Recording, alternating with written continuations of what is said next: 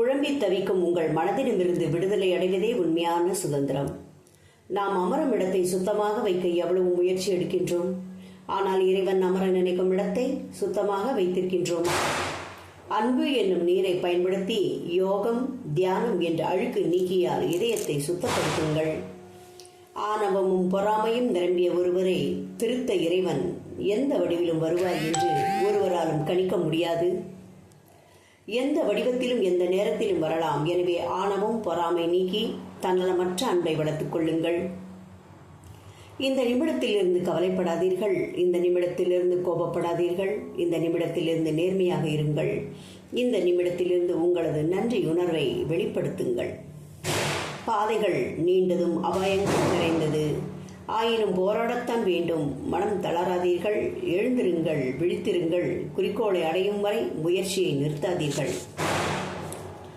ஓடுவதை முதலில் நிறுத்துங்கள். ஓடிக்கொண்டே இருக்கும்போது எதையும் தேட முடியாது.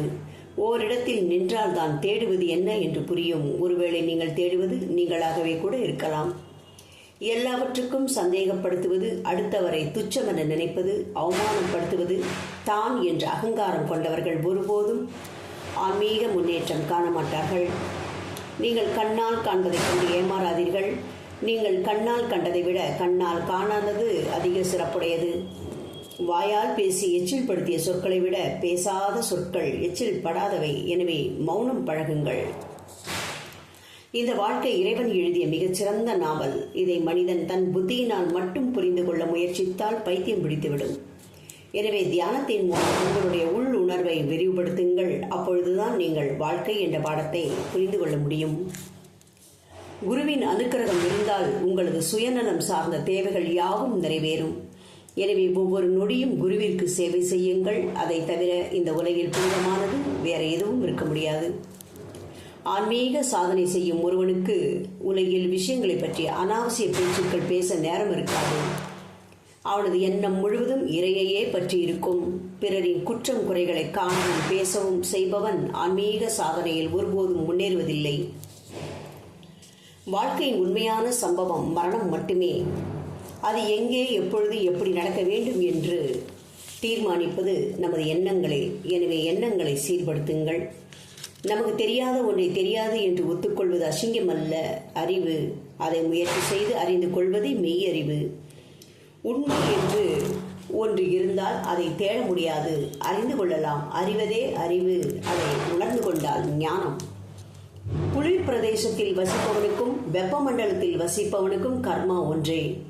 குளிர் பிரதேசத்தில் வசிப்பவன் வெப்பமண்டலத்தில் வசிக்கலாம் என்றும், வெப்பமண்டலத்தில் வசிப்பவன் குளிர் பிரதேசத்தில் வாழலாம் என்றும் வருத்தப்படாமல் இருந்தால் கர்மாவிலிருந்து தப்பிக்கலாம். சாதாரண உலக அறிவை கற்பதற்கே நிறைய காலங்களை செலவழிக்க வேண்டியிருக்கின்றது. இறைவனை பற்றிய அறிவை பெறுவதற்கு எவ்வளவு மணி நேரம், எத்தனை தேர்வுகளை சந்தித்து நம்மை தயார்படுத்திக் கொள்ள வேண்டும் என்பதை நினைத்து பாருங்கள். தான் செய்யும் காரியங்களுக்கு எல்லாம் தனக்குத்தானே சுய உரிமையுடையவன் என்னும் கண்மூடித்தனமான அகம்பாவத்திற்கு ஆளாகாதபடி விழிப்புடன் இருக்க வேண்டும். பொறுமையை விட மேலான தவமும் இல்லை, திருப்தியை விட மேலான இன்பமும் இல்லை, இரக்கத்தை விட உயர்ந்த அறமும் இல்லை, மன்னித்தலை விட ஆற்றல் மிக்க ஆயுதமும் இல்லை. அமைதியான வாழ்விற்கு 2 வழிகள் உண்டு. சக மனிதர் ஒருவரை நீங்கள் வேதனைப்படுத்தி விட்டால் முதலில் மன்னிப்பு கேட்பது நியாயமாக இருக்க வேண்டும். அப்படி ஒரு மனிதர் உன்னை வேதனைப்படுத்தி விட்டால் முதலில் மன்னிப்பது நீயாகவே இருக்க வேண்டும். நான் என்ற ஆணவமும் பெருமையும் வளர்ந்தால் ஆசைகள் தோன்றும். அதுவே பற்றாக மாறும். பற்றிலிருந்து பந்தங்கள் வளர்ந்துவிடும். பந்தங்கள் அதிகரித்தால் குருவை அறிய முடியாத அளவிற்கு கவனம் சிதறிவிடும். எப்பொழுது உன்னிடம் மனித இயல்புகளான அன்பும் தியாகமும் பணிவும் வெளிப்படுகின்றதோ அப்பொழுதுதான் இறைவன் உன்னுடனும் உனக்குள்ளும் உன்னை சுற்றிலும் உனக்கு முன்னும் பின்னும் மேலும் கீழும் வழிகாட்டியபடி இருப்பார். எப்பொழுதும் நீங்கள் தனியாக சிந்திக்காதீர்கள். நானே இறைவனின் ஸ்வரூபம் என்ற உறுதியோடு சிந்தியுங்கள். எவ்வாறு தீய சிந்தனைகளும் தன் இரக்கமும் கோபமும் பொறாமையும் வரும். உன்னை கவனியாது உலகை கவனிக்க கோபம் வரும். உலகை விட்டுவிட்டு உன்னை கவனி, கோபமும் விலகும். குருவிற்கு சேவை செய்கின்ற வாய்ப்பு கிட்டும் போது நான் செய்கின்றேன் என்ற எண்ணம் இல்லாமல் செய்வதே தியானம். அழகும் மகிழ்ச்சியும் இந்த உலகத்தில் நிரந்தரமானதல்ல. உறவும் நட்பும் விரைவில் கடந்து போகும் மேகம் போன்றது. எனவே மகிழ்ச்சியின் வடிவமாக இருக்கும் கடவுளிடம் சரணடைந்து விடுங்கள். உடல் எப்படி உயிர் இல்லாமல் இருக்க முடியாதோ அதுபோலவே ஆன்மாவும் அன்பில்லாமல் இருக்க முடியாது. அன்பே ஆன்மீகத்தின் வாசல். எனவே அன்போடு இருங்கள். எல்லாம் இறைவனின் செயல். மனிதன் என்பவன் இறைவனின் கையில் இருக்கும் ஒரு கருவி. இறைவன் அதை இயக்குபவன். இறைவன் எதை செய்ய வைக்கின்றானோ அதைத்தான் மனிதன் செய்கின்றான் என்று உணர்பவனே ஞானி. வாழ்க்கையில் வசதிகளும் செல்வமும் வரும் போகும். ஆனால் அவை நிலைத்திருக்கும் என்று நம்பி வாழ்க்கையை வீணடித்துக் கொள்ளக்கூடாது. இந்த உலக உயிரினங்களுக்கு நம்மால் முடிந்த சேவைகளை செய்வதே நிலையான அமைதியை தரும் என்பதை உணர்ந்து கொள்ளுங்கள். ஆக்க சிந்தனையோடு வாழுங்கள். எதையும் எதிர்மறையாக சிந்தித்து வாழாதீர்கள். ஆக்க சிந்தனை ஊக்கத்தையும் உயர்வையும் வளர்க்கும்.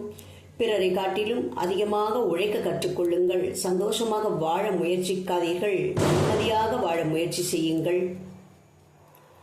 புளிப்பு கசப்பின்றி இனிமையாக இருக்கும் கனிகளையே நாம் இறைவனுக்கு படைக்க விரும்புகின்றோம். ஆனால் இறைவனோ புளிப்பு கசப்பின்றி உள்ள தூய்மையான எண்ணங்கள் கொண்ட மனதினையே விரும்புகின்றார்.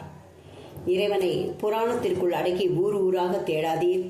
அவனை ஆன்மீக அனுபவமாக மாற்றி உங்களுக்குள் தேடுங்கள். அவன் அங்கு உங்களுக்காக காத்து கொண்டிருக்கிறான். ஓம் சாய்ராம்.